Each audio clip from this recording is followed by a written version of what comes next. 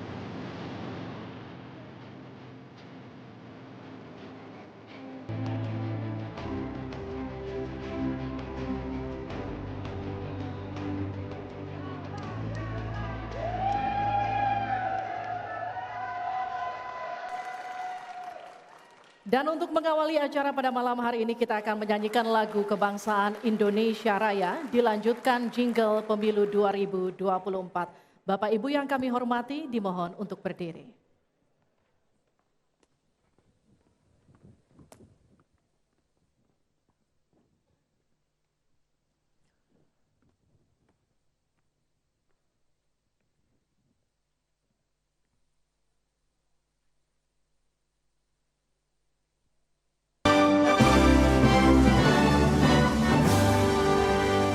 Indonesia, tanah airku, tanah tumpah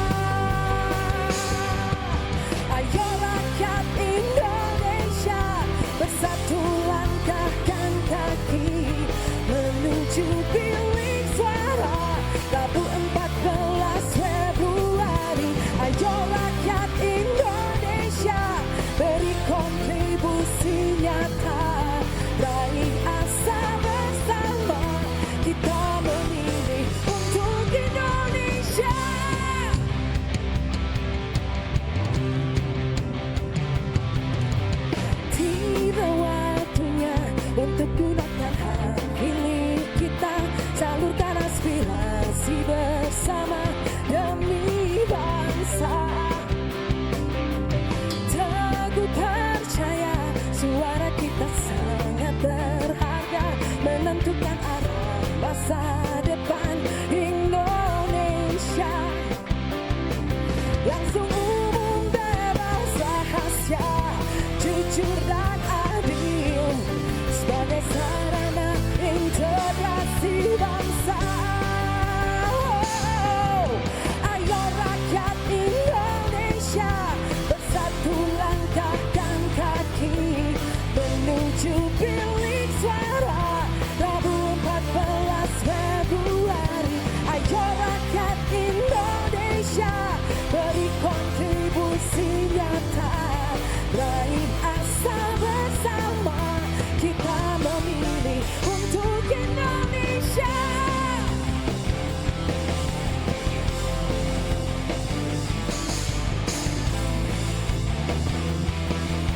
Kita memilih untuk Indonesia.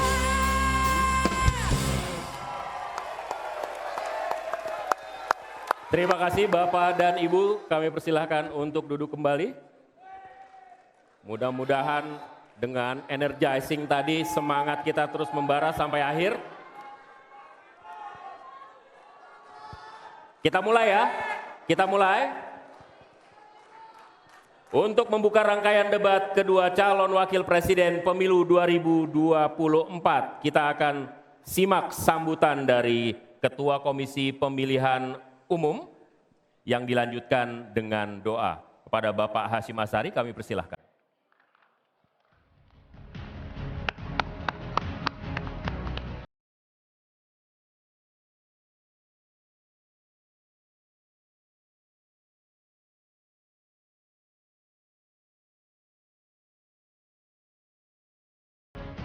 Assalamualaikum warahmatullahi wabarakatuh. Selamat malam dan salam sejahtera untuk kita sekalian.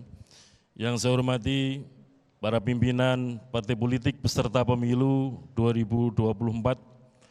Yang kami hormati pasangan calon presiden wakil presiden nomor urut 1 Bapak Haji Anies Rashid Baswedan dan Bapak Haji Abdul Muhaimin Iskandar. Yang kami hormati pasangan calon nomor urut 2 Bapak Haji Prabowo Subianto dan Bapak Gibran Raka Buming Raka. Yang kami hormati pasangan calon presiden wakil presiden nomor urut 3 Bapak Haji Ganjar Pranowo dan Bapak Haji Muhammad Mahfud MD. Yang kami hormati para anggota KPU beserta Sekjen KPU dan jajaran, yang kami hormati Ketua dan anggota Bawaslu, yang kami hormati Ketua dan anggota DKPP, yang kami hormati para panelis yang telah memberikan dukungan kepada KPU untuk menyusun daftar pertanyaan untuk debat kali ini. Pertama-tama marilah kita memanjatkan puji syukur kepada Allah SWT, Tuhan yang Maha Kuasa, yang senantiasa melimpahkan rahmat dan nikmat kepada kita, terutama nikmat sehat walafiat, sehingga pada malam hari ini kita dapat bertemu di sini, silaturahim kepemiluan dalam rangka debat kedua calon wakil presiden pemilu 2024. Ibu Bapak yang kami hormati, pada kesempatan ini adalah debat kedua dalam rangkaian kampanye pemilu presiden, yang kesempatan ini adalah debat yang dilaksanakan oleh calon wakil presiden. Mari kita bersama-sama menyimak, memperhatikan gagasan-gagasan, visi, misi, program masing-masing calon wakil presiden yang akan disampaikan kepada publik, kepada masyarakat, kepada rakyat pemilih Indonesia. Kita semua berharap apa yang disampaikan nanti akan memengaruhi pilihan-pilihan rakyat pemilih Indonesia kepada pasangan calon presiden sesuai dengan apa yang diharapkan. Sebelum kita mulai bersama, marilah kita sejenak menundukkan kepala, berdoa dan bermunajat kepada Allah SWT, Tuhan yang Maha Kuasa. Dengan iringan doa, Semoga apa yang kita kerjakan mendapatkan ridho dan rahmat dari Allah SWT, Tuhan yang Maha Kuasa, dan kita senantiasa diberikan kesehatan, kekuatan, dan kesabaran dalam menyelenggarakan pemilu 2024 ini. Berdoa sesuai dengan agama dan keyakinan kita masing-masing mulai.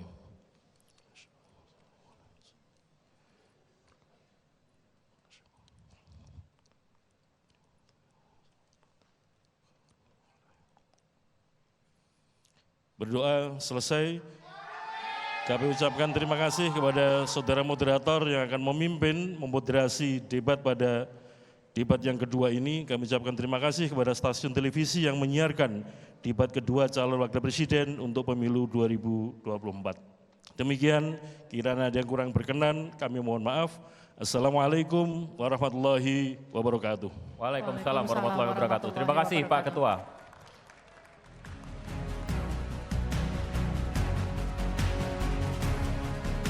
Bapak Ibu hadirin yang kami hormati, pada debat kedua calon wakil presiden pemilu 2024 terdapat 11 panelis.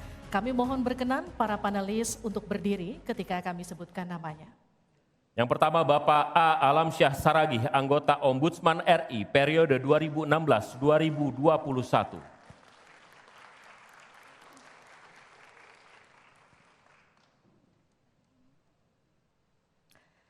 Selanjutnya Bapak Aditya Wardono SE MSI MSc PhD, Ekonom dan Pengajar Fakultas Ekonomi dan Bisnis Universitas Jember.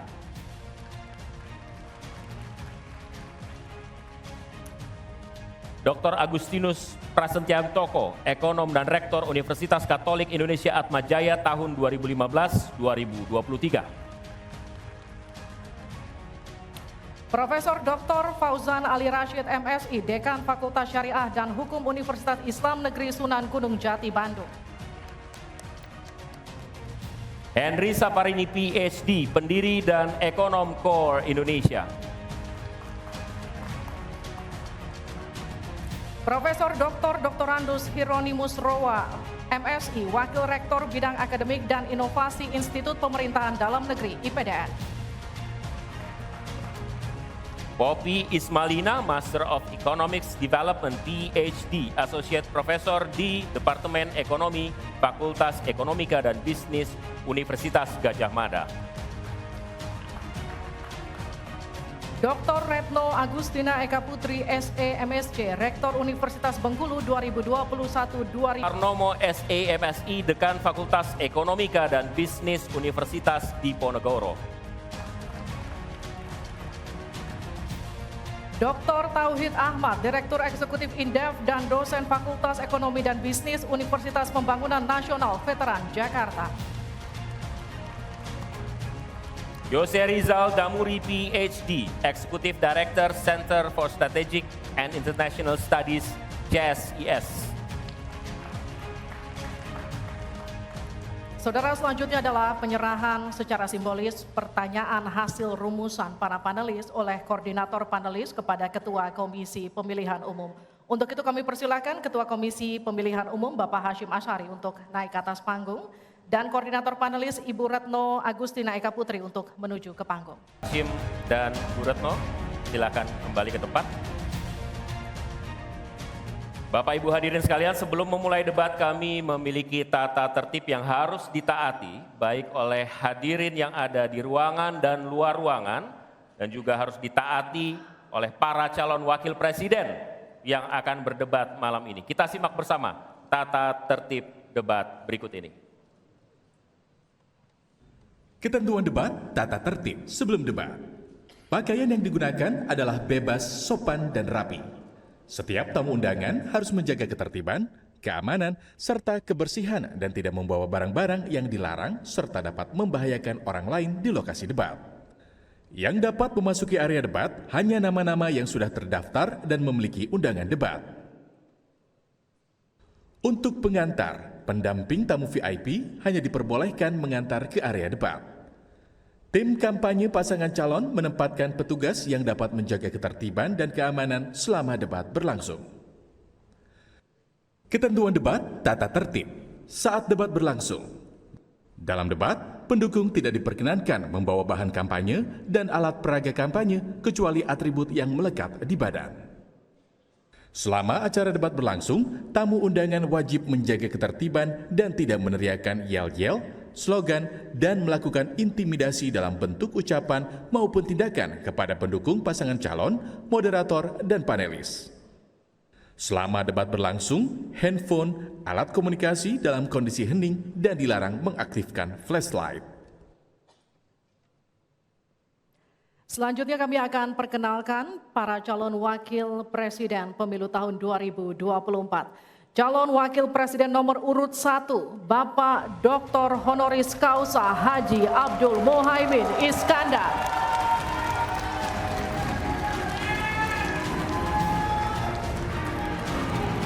Selanjutnya calon wakil presiden nomor urut 2, Bapak Gibran Raka Buming Raka.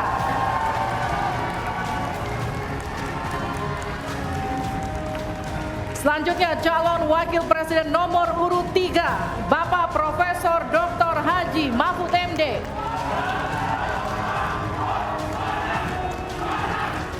Baik, harap tenang. Terima kasih. Mohon tenang, kita sudah dengar tadi tata tertibnya ya. Oke. Dan langsung saja kita mulai debat calon wakil presiden pemilu 2024. Pada sesi pertama, kita akan mendengarkan visi, misi, dan program kerja masing-masing pasangan calon yang akan disampaikan calon wakil presiden 2024. Jika pada debat pertama sebelumnya penyampaian visi misi dimulai dari paslon nomor urut 1, maka debat kali ini kami persilahkan calon wakil presiden nomor urut 2, Bapak Gibran Raka Buming Raka, untuk menyampaikan visi, misi, dan program kerja. Kami persilahkan, Pak.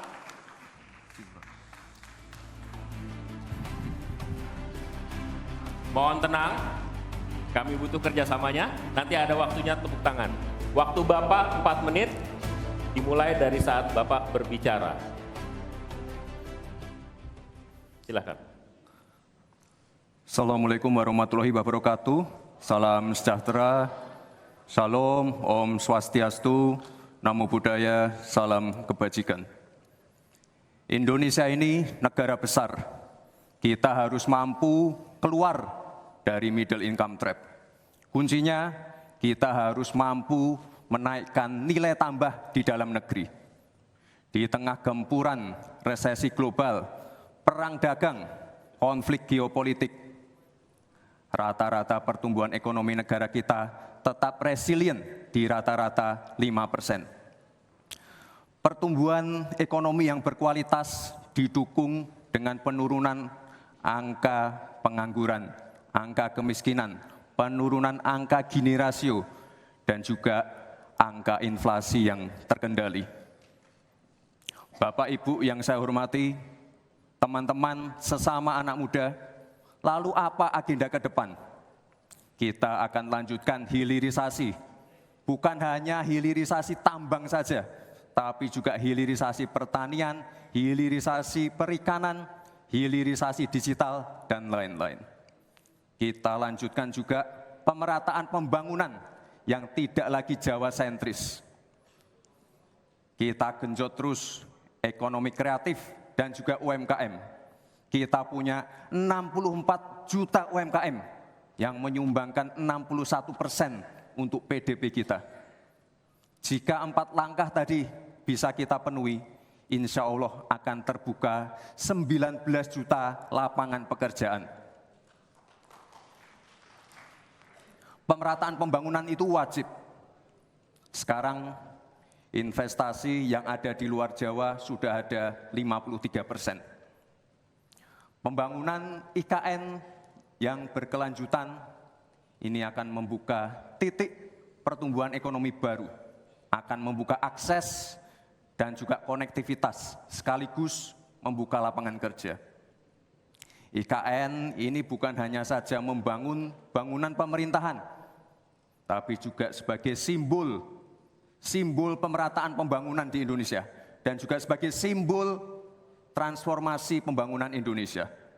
Bapak dan Ibu yang saya hormati, saya juga berkeyakinan suatu saat nanti Indonesia akan menjadi raja energi hijau dunia dengan terus mengembangkan biodiesel, bioaftur dari sawit, bioetanol dari tebu, sekaligus kemandirian gula.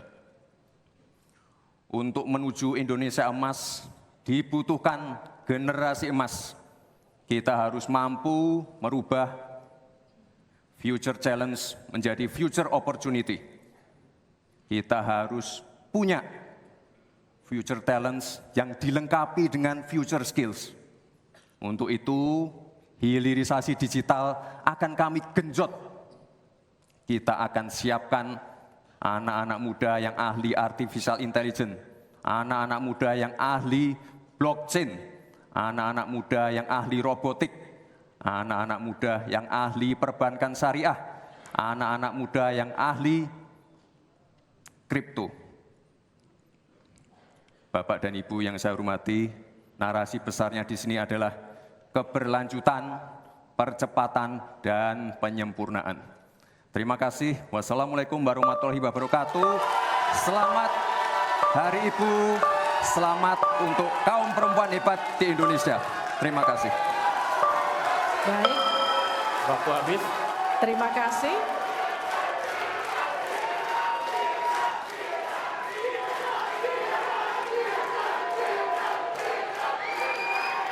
Baik, cukup. Boleh tenang. Kita lanjutkan. Cukup ya. Terima kasih Bapak Gibran Raka Buming Raka. Kami persilakan Pak Gibran untuk kembali ke tempat. Kembali dulu Pak. Harap tenang, kita lanjutkan. Selanjutnya kami persilakan calon wakil presiden nomor urut 3, Bapak Mahfud MD untuk naik ke atas panggung dan menyampaikan visi, misi, dan program kerja. Pak Mahfud, waktu Bapak 4 menit, kami akan mulai ketika Bapak mulai berbicara. Silakan. Assalamualaikum warahmatullahi wabarakatuh. Mari kita bersujud semuanya, saudara-saudara di seluruh Indonesia, kepada Ibu kita dalam rangka mengucapkan selamat Hari Ibu 22 Desember 2023 ini. Dan sesudah ini kita lanjutkan pengabdian kita kepada Ibu Pertiwi. Ada yang bertanya kepada kami, mungkin tidak Anda mentargetkan mendapat pertumbuhan ekonomi 7% di dalam 1 tahun. Karena di dalam sejarah reformasi tidak pernah sampai tumbuh sebanyak 7%. Dulu hanya itu dicapai pada tahun 89 sampai 91 di era Orde Baru. Lalu pertanyaan itu saya sampaikan kepada beberapa orang ahli. Lalu mereka mengatakan hanya karena kebodohan kita ini tidak bisa menaikkan pertumbuhan ekonomi menjadi 7% karena kita ini kaya raya dengan sumber daya alam dan sumber daya manusia yang hebat. Masalahnya apa? Masalahnya banyak korupsi dan inefisiensi di sektor-sektor pertumbuhan ekonomi, yaitu di sektor konsumsi, belanja pemerintah, ekspor impor, dan investasi. Jadi dengan demikian karena banyak korupsi, dan itu memang betul terjadi. Coba lihat, berdasar hasil SIGI, Transparansi Internasional, korupsi terjadi di lembaga legislatif, eksekutif, dan yudikatif secara besar-besaran. Korupsi juga terjadi di 3 metra alam kita ini. Kita menginjak bumi, ada korupsi di tanah dan pertambangan. Kita ke laut, ada korupsi di masalah kelautan. Kita melihat udara, pesawat terbang kita, ternyata di udara juga banyak korupsi. Akibatnya apa? Rakyat miskin. Saya ketemu dengan seorang bernama Teddy dan Joni di Padang. Seorang atau 2 orang pegawai angkutan perusahaan truk menyatakan tidak pernah bisa mendapat subsidi minyak yang disediakan oleh negara karena tidak pernah sampai di korupsi.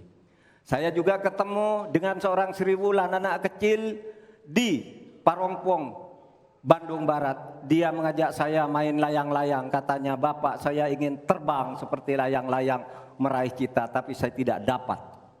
Kemudian saya ingat pulau saya Madura. Di Madura itu kaya dengan gas alam, tetapi sampai sekarang tidak pernah dioptimalkan untuk dimanfaatkan. Maka kuncinya adalah bagaimana kita memberantas korupsi.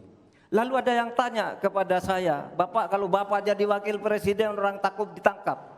Saya panggil para ekonom dan para pelaku usaha, apa betul Anda takut kepada saya kalau saya wapres? Tidak, Bapak, justru kami perlu seorang penegak hukum seperti Bapak. Karena apa? Kami kalau mau investasi di Indonesia ini diperas, mau berusaha ini diperas. Kalau kami bayar padahal diperas, lalu ketahuan kami ditangkap katanya kami menyuap. Itulah Indonesia ini pada saat ini. Oleh sebab itu, saudara sekalian, kita harus lawan korupsi. Menimbang istilah anak muda, hai koruptor, kutabrak kau. Hai wir, mundur kau wir. Nah korupsi, setabrak. Saudara sekalian, ini semua dalam rangka agar terjadi pemerataan seperti ketentuan pasal 3 Undang-Undang Dasar. Di Al-Quran disebut, kaila yakuna dolatan bainal yang. Jangan biarkan kekayaan itu hanya beredar di antara orang Maaf, kaya. waktu Bapak Selesai. habis. Baik, terima kasih Pak Mahfud. Silakan kembali Pak.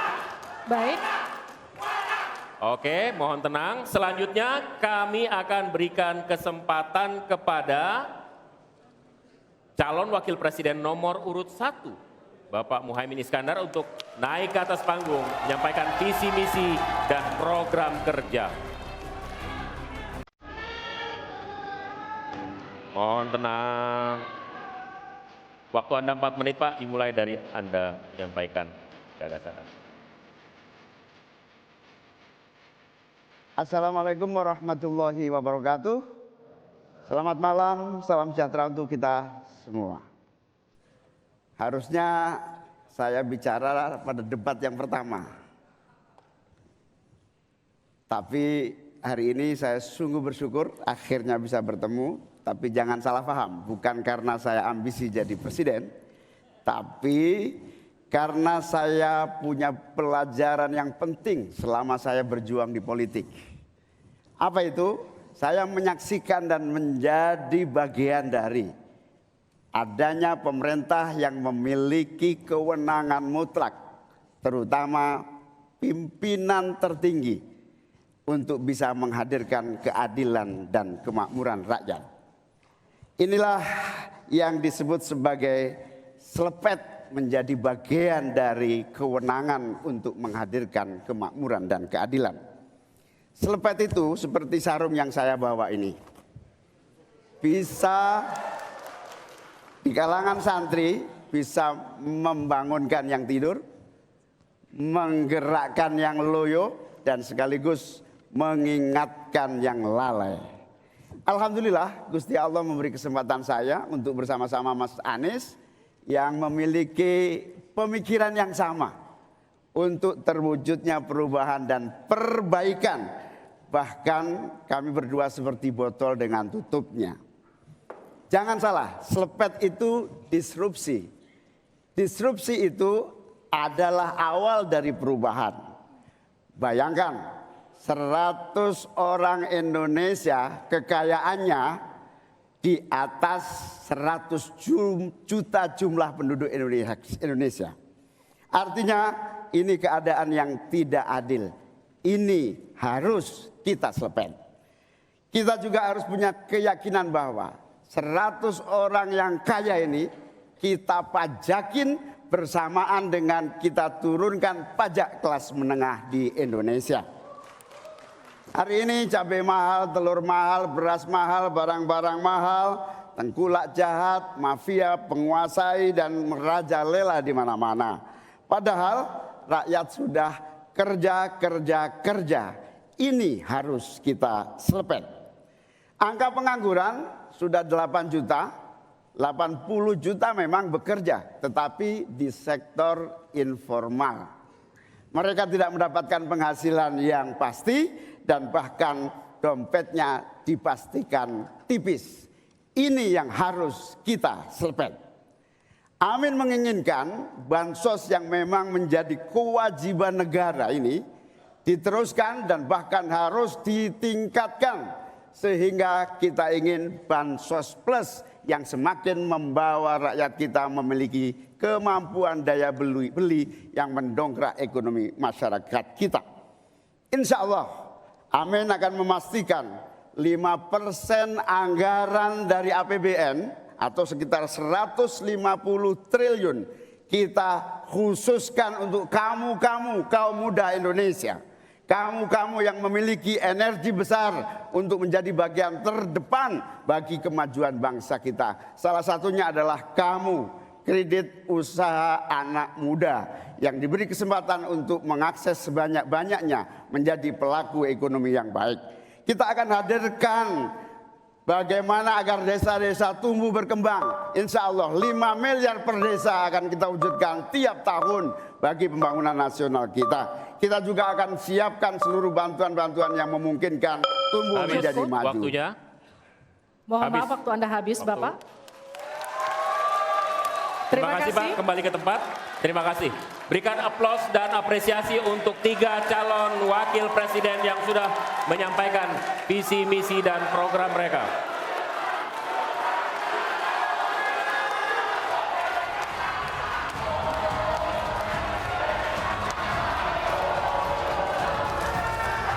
Baik, cukup. Oke. Cukup, tahan dulu. Saudara, kita akan jeda sejenak. Dan usai jeda, pada segmen berikutnya kita akan memperdalam visi misi dan program kerja para calon wakil presiden yang telah disampaikan tadi. Untuk itu tetap bersama kami di debat kedua calon wakil presiden pemilu 2024.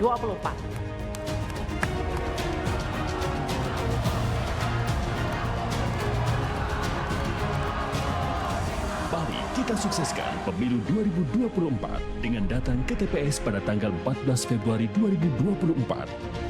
Mari kita berpartisipasi, jangan golput, gunakan hak suara kita dalam pemilu 2024. Nyoblos dong. Jangan golput. Jangan golput ya. Gunakan hak pilih kamu, jangan golput ya. Jangan golput, gunakan hak pilih Anda. Fiona, Aku nggak mau. tunggu dulu Fiona. Apa? Hari kasih sayang. Kalau itu mah aku juga udah tahu. Bukan gitu sayangku. Hari itu adalah hari pemilihan umum sayang. Aku jadi pengen deh ke TPS tersayang sama kamu. Jangan lupa ya, tanggal 14 Februari 2024 datang ke TPS. Gunakan hak pilih kamu. Mas, bunganya belum dibayar. Oh iya. Untuk